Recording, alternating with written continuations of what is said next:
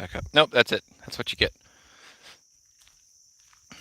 Welcome to our Flannel Farms live stream where I'm going to walk around for a bit.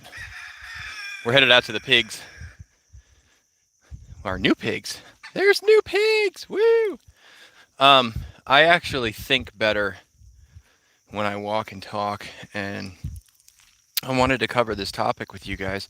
We've kind of hit on it before, but when we were up in New York, my mom's cousin, his name is Jeff, and he also, hey everybody, I'm hoping that the audio is working well.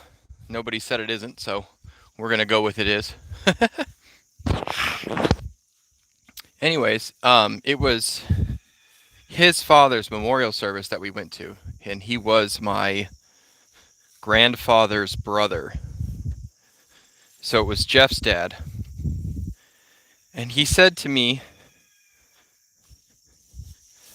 how did you deal with the loss of your dad? How did you handle that? And it caught me off guard because I was just handling it, and I didn't really stop to think, what steps did I take? What actions did I do?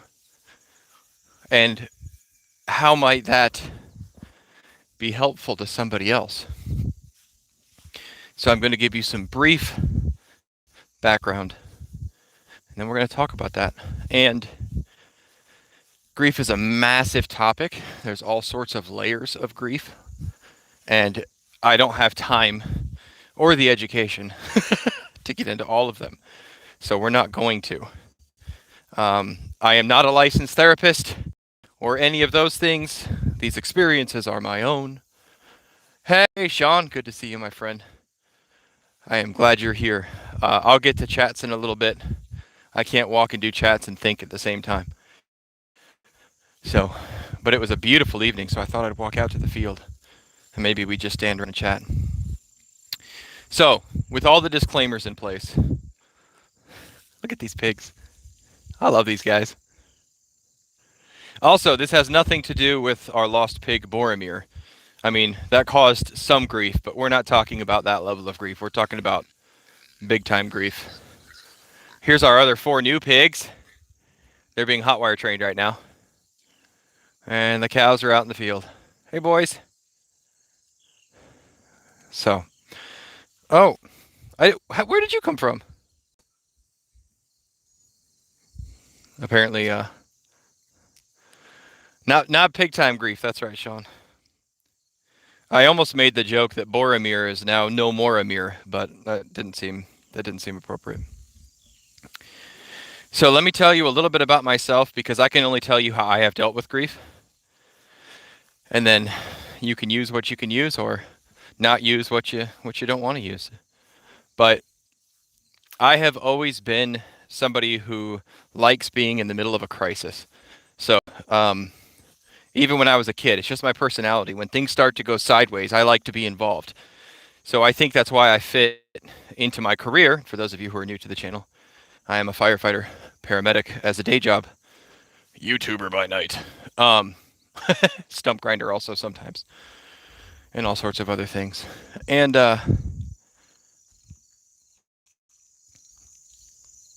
I think in crisis mode about how to mitigate the problem. Any problem. It doesn't matter what it is. That's just what my mind goes to, is what can we do and what can't we do.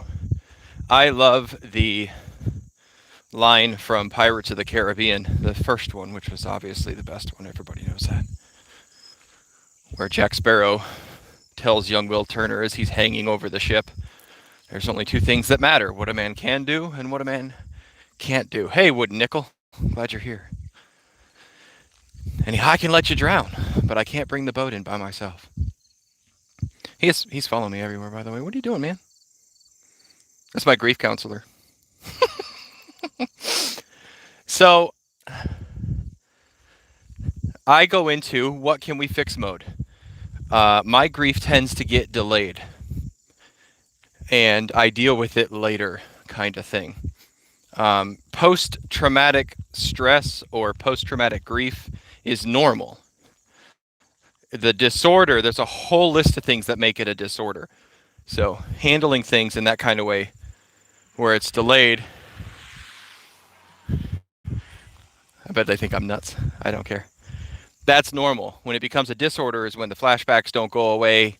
It sets in 6 months after the thing. There's all kinds of things. We're not talking about that. So let me tell you about my grief experience. Almost exactly 5 years ago, I got a phone call on a Friday night that somebody that I had gone through fire academy with had committed suicide. And he and I were not best of friends. We weren't, you know, lifelong chucks or anything like that. But for those of you who have gone through experiences like boot camp or a rookie class for the fire department, police, anything where you are hurting physically with other people, where you are in the same intense moments together, you form bonds. So we had that bond.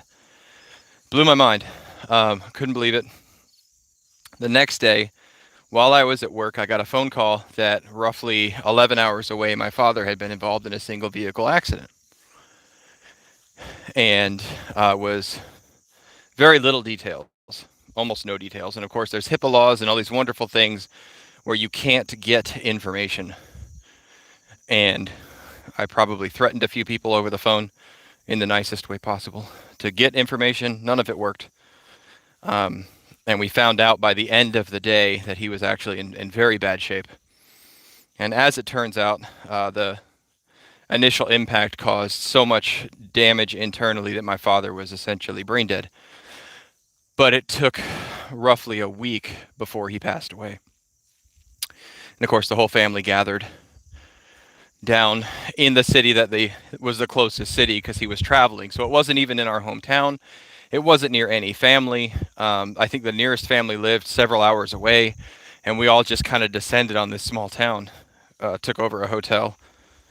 And so while I'm there, my brother, David the Good, was out of the country. So he and I were talking on the phone, but a lot of those decisions, I have multiple younger sisters, and my grandfathers are gone.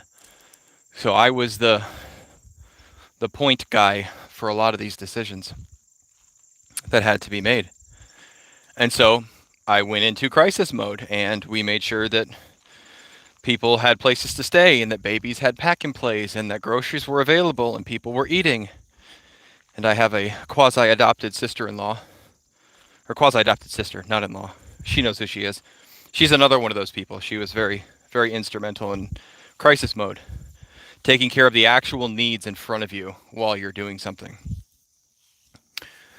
And while I'm in the hospital with my father and my mother and my sisters and family trying to make these decisions, I am calling back to where I live, trying to tell my coworkers to apologize to my friend's family that I can't be there for his memorial service because I'm going to be burying my father shortly.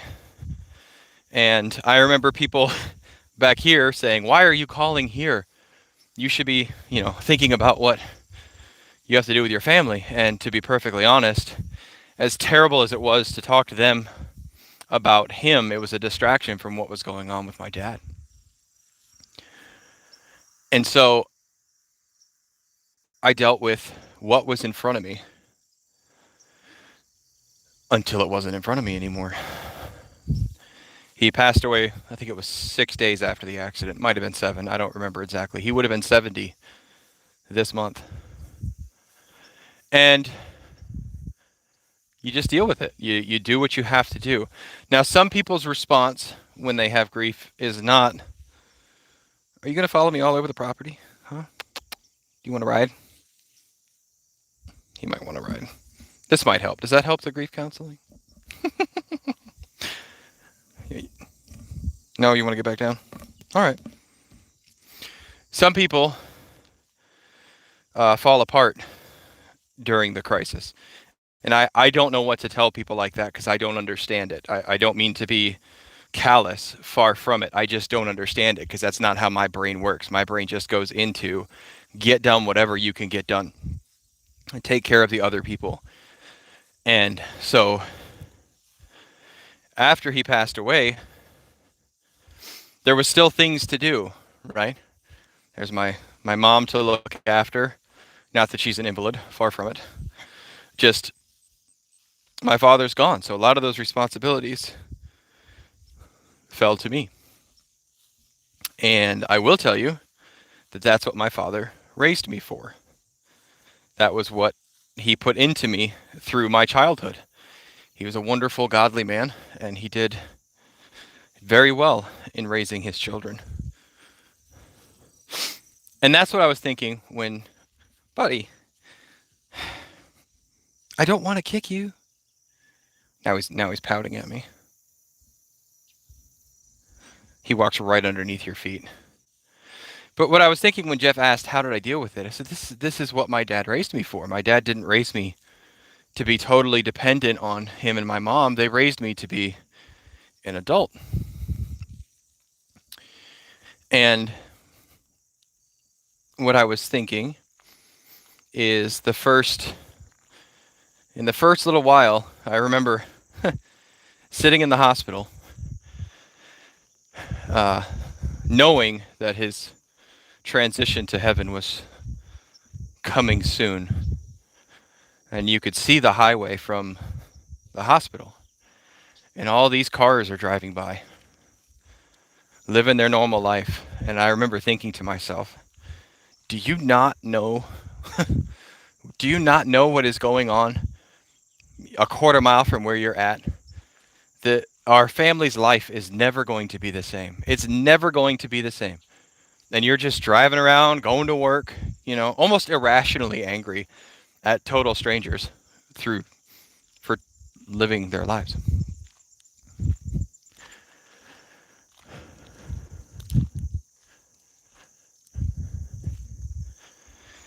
So after he was gone, and you go back home, it's kind of surreal. And it brings to mind that when it first happens, okay, it's almost like your entire life is a pain receptor, right? Your entire life is a nerve. And no matter what happens, just waking up in the morning, wham, that hits that nerve, grief. You brush your teeth, wham, grief. Your kid says good morning, wham, grief. Doesn't matter what it is. And for the first, I don't even know. I couldn't tell you exactly when, because it's almost like when you have a headache for like 3 days and then it starts to go away. You don't even really remember when it actually started to not hurt as bad. You just know it kind of doesn't hurt as much anymore. And then you're kind of like, wait, do I have a headache? Does it hurt? Am I okay? What's going on? So what happens is, they say time heals wounds. Time doesn't heal anything. What happens is your experiences keep growing. I need to talk with my hands for a minute, so we're going to put you down.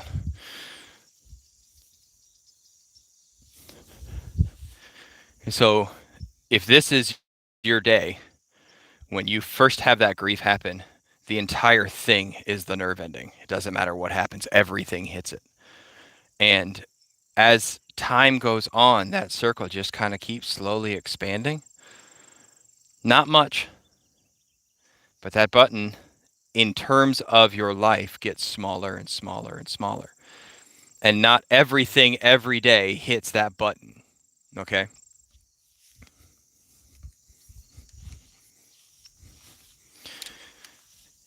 So part of the way that I learned how to deal with it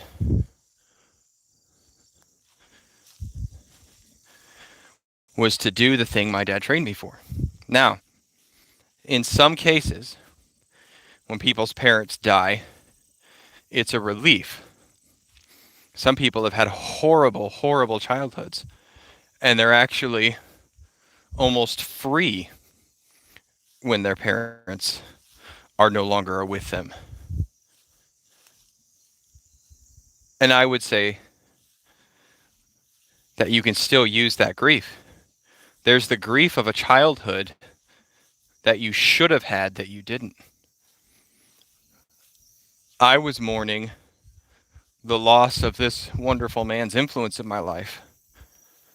Well, some of you never had that influence at all and have had to deal with the fact that you had, I don't want to say a dead childhood, but the expectation is gone. You didn't have what you should have had. You weren't raised the way you should have been raised. And I'll tell you, you can learn an awful lot from bad leaders as well as good. So you can take what wasn't done for you and do it yourself the right way. There's also the uniqueness fallacy. What the uniqueness fallacy says is something along the lines of, well, you can't understand my pain because I had 3 friends die and my parents die and a plane crashed into my rabbit hutch and I lost my job and I was homeless and I also got sent to live in the death camps of Bataan. You can't possibly understand that. And yeah, okay, that's true. I don't understand that. But what is true is grief is universal. Now, I haven't lost a spouse, and thank God I haven't lost any children. And I don't know what it's like when grief is out of order. Children are supposed to bury their parents. It's been that way from time immemorial. And that is kind of a comforting thought to know that there are a lot of us out there who have lost their parents, lost friends. So find solace in people that have grief. Grief is almost like standing under sunshine in a field. So let's say I'm right out there in the field, right? My grief is hitting me. Bang, grief. And my grief is, the loss of my father, my friend, all in the same week. It's a tough week. Well, and then over here is somebody in that field, and they've got grief going on, and they've lost whoever they've lost and things like that. We're under the same sunshine, right? We're under the same grief. Now, their view over there might be slightly different than my view over there, or whichever way those went. I don't remember. So is it exactly the same? No. But can I look at that person in the field and go, man, this hurts? And them go, yeah, it does. Same grief. So if you're going through grief right now, don't let it cripple you.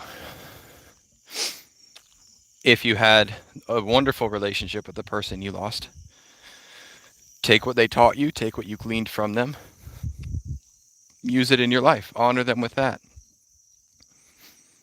If they were a terrible person and it's almost a relief that they're gone, use the example they gave to not leave that same legacy when you go. Now, I am a Christian, and I certainly believe that my Father is in heaven, and that takes a lot of sting out of the grief. It helps me process through it and know that someday there will be the marriage supper of the Lamb, where all of the people whose names are written in the Lamb's book of life will be together, and there will be no more sorrow, no more pain. And our Savior, Jesus Christ, was no stranger to suffering, and our Heavenly Father buried his own child. So one of the benefits of grief, if you're a Christian, is it forces you into the arms of your Father. It forces you to your Heavenly Father. And I'll tell you, there has never been a time in my life where I knew exactly, beyond a shadow of a doubt, what I was supposed to be doing at that time, as that week in that small town, in that ICU, that ended up being a hospice care, I knew exactly what I was supposed to do. And I don't know that I've ever felt so close to the Lord or to my family that was there. And the family that wasn't there, the family we were talking with on the phone. And uh, it's a strange comfort, and I cannot explain it to you unless you've been there. And maybe that is the uniqueness fallacy. But for those of you who have held the hand of someone you love and watched them take their last breath and known beyond a shadow of a doubt that you were going to see them again someday, you know exactly what I'm talking about. I'll tell you, it wasn't just Jeff that sort of brought this on. Today I went back to my day job for the first time in a couple of weeks. I've been on vacation. We went to New York, and I've been getting some stuff done around here. And the very first call I went on yesterday morning was a elderly individual in a economy hotel who left a note that said, "Tell the management I'm sorry. To the first responders, I'm sorry. Please make sure my family gets my effects." And it was time stamped about 12 hours after we found them. And they were most definitely not among the land of the living anymore. Oh, we're crooked. I think we can sit down now. I think I got most of my points out. Oh, that's not straight at all. I'm sorry. So, oh, also, I need to put my extension on, so pardon me for a second. I carried it in my pocket and everything. And I believe my wife, cover your ears.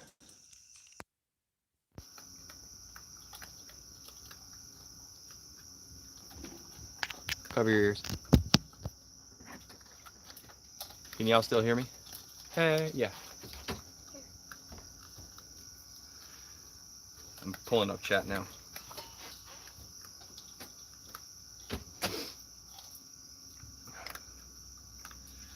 Pulling up chat. Pulling up the chat.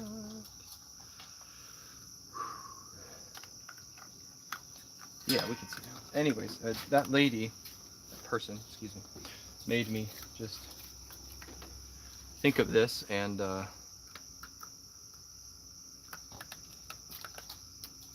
had been thinking about what Jeff had said, and I just wanted to kind of share with you guys, and maybe we can help each other through some of these experiences, because that's what it's about, is helping each other through it. I'm pulling up the chat. I'm sorry. I don't mean to be rude. All right. Good. You can all hear me. Hey, Adam. I'm glad you're here, sir. I'm going to scroll back up and kind of peruse through the chat a little bit. If you guys have anything you would like to add, I know you guys have had your own grief experiences, as I try and adjust this because I had it in walk around mode, not in sit down mode. And we normally start with a tea, so let me tell you that I am having a fireside herbal tea once again. It's very good. It's a little cold now because it's been sitting here for 30 minutes waiting for me to come back. But yeah, Sean says, grief is a glorious opportunity to draw near to the Lord. I have learned to kiss the wave that throws me against the rock. Spurgeon. I love it. Hey, Haute-Kel Blanchy Manor. They say good evening. Bill Elrod says, dealt with what's in front of me, in quotes. Good way to put it. One of my favorite verses is Matthew 6:28. I'm so bad with references. but it says, "Do not worry about tomorrow. Sufficient therein is the evil in today," or "Sufficient is the trouble of today." Um, we don't have to fix tomorrow, and I think that's one of the reasons why Christ says, when you pray, pray for your daily bread. He doesn't say pray for a stockpile. He doesn't say pray for, 6 months worth of freeze-dried food in your pantry. He says, give us this day our daily bread, because when we think we can do it ourselves, whether it's handling grief, storing food, homesteading, it doesn't really matter. We stop thinking that we need him, and it becomes we become gods, if you will, in our own eyes, our own self-sufficiency, our own abilities. And we stop depending on the one that holds everything together with his will. Sean says, we all grieve, and most try to avoid grief, and many pray that they don't have to deal with grief. But how can we seek to avoid what Christ also endured? So I pray they grieve in a way that glorifies God. Christians don't grieve like those who have no hope, but we do grieve like those who have hope. Absolutely. That's 100% right. And it is an opportunity to be a witness to a lost world. Because while we were sitting in that ICU, kind of knowing what was coming, we were praying together. We were singing hymns. We were rejoicing, not in his passing, but in the faithfulness of God to take him home. My friend who committed suicide, I actually struggled much more, not with sorrow, grief, but with confusion type grief.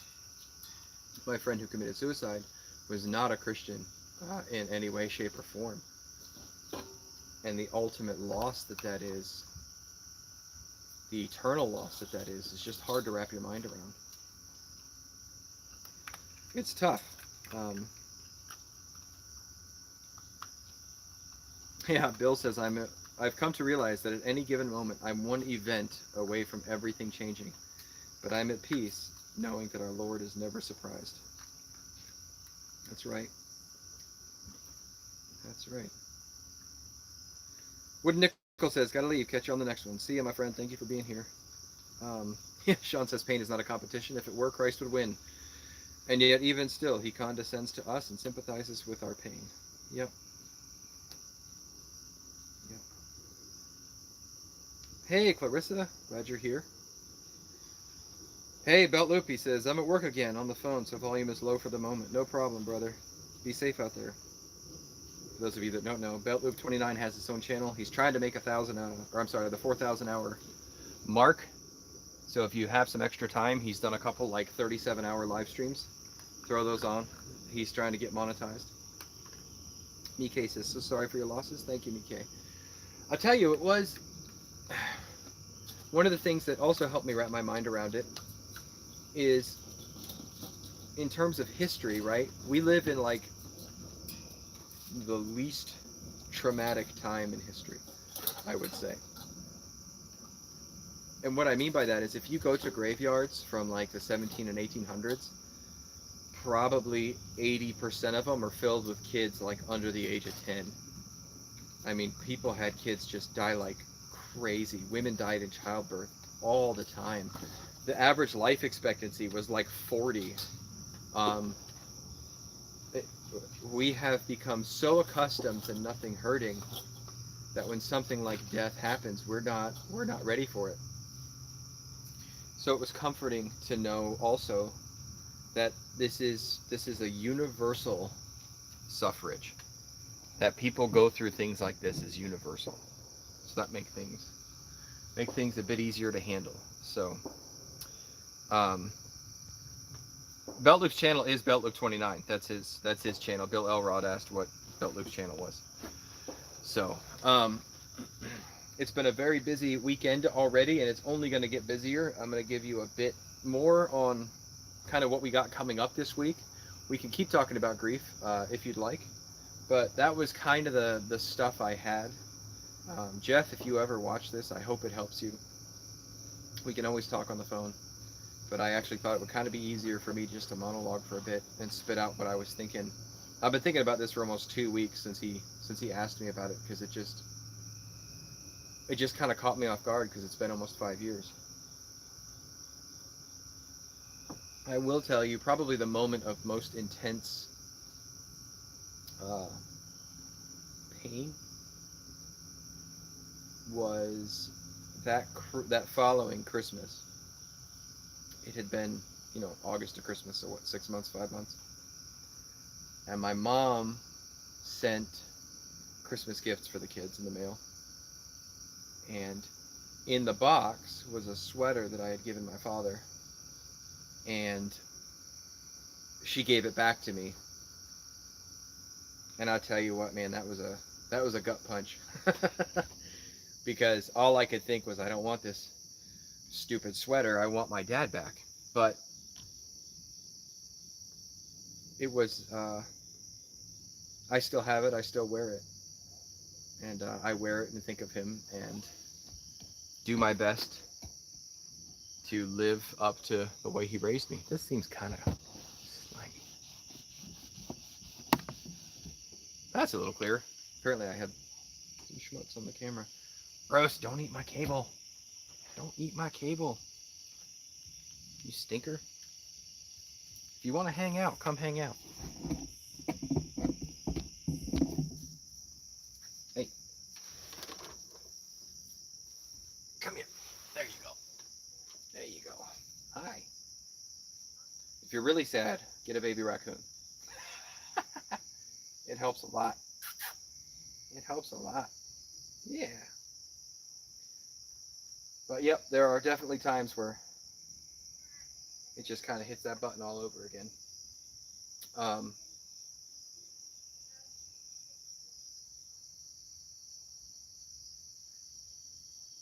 Oh, Amy B. She says, buried mom when I was 9, alcoholic, abusive, but believed. I've received conflicting destinations for her. PTSD can last decades. Yeah, that's when she was a suicide. I'm so sorry. I don't believe that people who commit suicide can't be Christians. Now, we can get real deep into theology and stuff like that, but neither life nor death, powers nor principalities, angels, demons, nothing can separate us from the love of Christ. So, I do think it is possible for a Christian to potentially be overcome by the world. Doesn't mean their soul was overcome, though, because I don't think that's an unforgivable sin. I don't see that in Scripture. Now, you can argue that if someone was truly saved, then they have the redemptive work of Christ within them. And that's true. But that doesn't mean that we aren't prone to sin. And self-harm and those kind of things are sin. So, I believe that Amy, your mom, most certainly can be in heaven. 100%. 100%. Carolyn says, I lost my dad 3 years ago, and I have times I cry for him. Bill says, me too. Yep. 100%. It's interesting now, after a few years, how the waves kind of show up. And those things happen. Bruce wandered away, so I guess we don't have to be so far away. Sean has a pair. Yeah, Sean says Elijah wanted God to kill him. I think it's safe to say that even God's people can struggle with suicidal tendencies. Same with Jonah, right? When the plant got eaten, just kill me. What's the point? Sean says, talking to a girl, just talking, but I might want to ask her out if I feel her and I are compatible. She really seems like my type, God-fearing young lady. Reads Puritans for fun. Prayer appreciated. You've got it, man. You've got it. He who finds a good wife finds a good thing. So, coming up this week, We have the 4 new pigs that you saw. I actually have a video hopefully coming out tomorrow about them. Um, it's kind of a tongue-in-cheek funny video a little bit, so I hope you guys get a chuckle. We always try and add something funny even in our somber videos because there's always something you can enjoy. Um, I'm training on a new position at work, so actually I would appreciate y'all's prayers as well. I'm currently a lieutenant. I'm not in any process for captain yet. There's a whole bunch of stuff that goes in with that, but I'm not eligible yet because there isn't a process going on. Anyways, but we have EMS supervisors who are captains, and a lieutenant is able to be an acting EMS captain. So I'm actually riding around now, um, starting tomorrow with an EMS captain to get trained in that position. It is it's a big, it's a, I don't know, I don't want to say it's a big deal, but because I'm already in an officer type position, but it it's a bigger supervisory type role, I guess. So, anyways, you get called out for all the really bad calls, all the bad medical calls. So, I would appreciate your training or prayers that my training would go well, and that I would take to it well. And if I don't take to it well, that I would not do it. That's tomorrow. I hope to edit a video tomorrow as well while I'm at work and get that out. Tuesday, we got some stump grinding jobs to do. And then Wednesday, I'm back at work. And then Tuesday, I'm back here on the property. And I'm sorry, Thursday. And by Thursday, we should be able to get the pigs out of or at least start to drop the panels for the hot wires. So we're gonna work on that.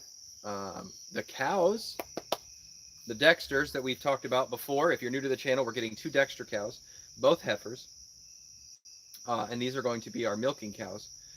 They are close to sexual maturity, but it's about a 9-month gestation period, so I won't have any milk for close to a year probably from now, but that's a whole nother level to the homestead that we're excited to add.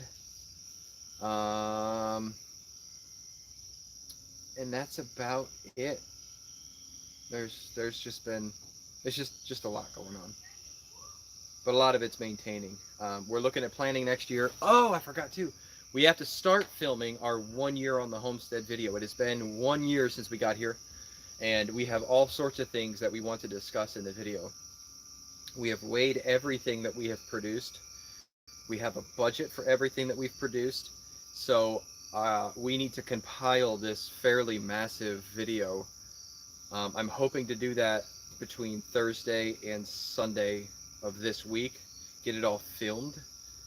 So if you don't see many of our little 5 to 10 minute videos coming out over the next couple weeks, it's because we're kind of putting together this. Now, I don't know how long this thing is going to be, but I really want people to have an in-depth view of how much it cost to do what we did, how much we got out of it, how much per pound, if you will, that we spent, and then what things, looking back, do I think we could have done differently or not purchased or should have purchased that might save somebody some time and money. Of course, the whole year has been recorded for prosperity, and anybody can go back and find it, but I think having one condensed thing would be very useful.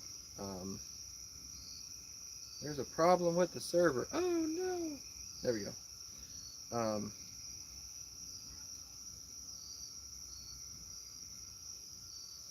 Sean says she's fire and gets excited about everything and actually has a personality, which I didn't think would be that hard to find, but apparently it is. But she's got one.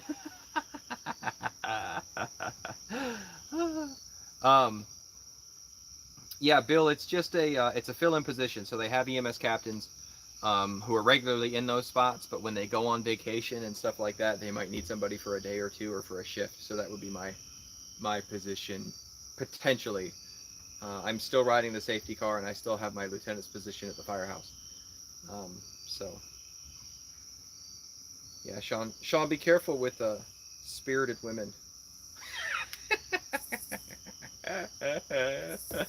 They will make you become a better person. Let me tell you. Let me tell you.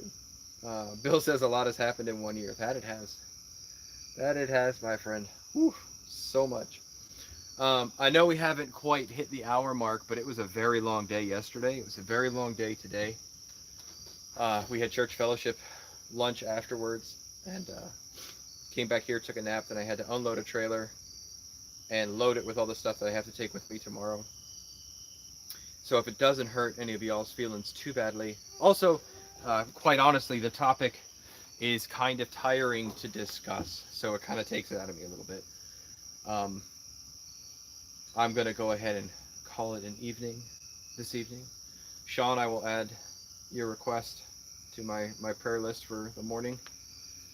Does anybody else have any prayer requests, actually, while we're talking about it? Carolyn says, thanks for the helpful conversation. I don't know how people survive grief without the Lord. I enjoy all the videos. Well, thank you, Carolyn. I appreciate that. Yeah, I don't know how people do it without the Lord either. I really don't. He says marriage. Sean says marriage is a fast track to sanctification. You got that right, my friend. Well, nobody is sending any other requests, but if you have some requests, you can email them to us at theflannelguys with an S 54 at gmail.com. Or you can just put a comment in the video that's not here in the stream if you're watching this after the fact, and I will add you to my prayer list.